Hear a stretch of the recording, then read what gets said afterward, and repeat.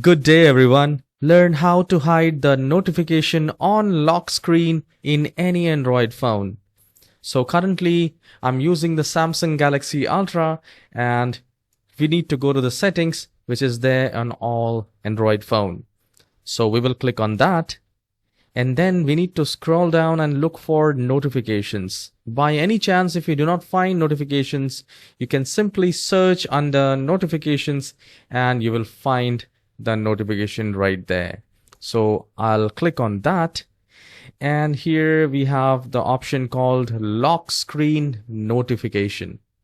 We need to click on that.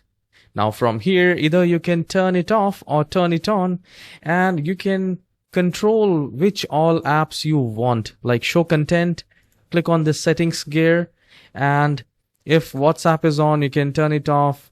You can turn on and off whatever the app you want in your lock screen, or if you simply want to hide it, you can simply turn it off like this.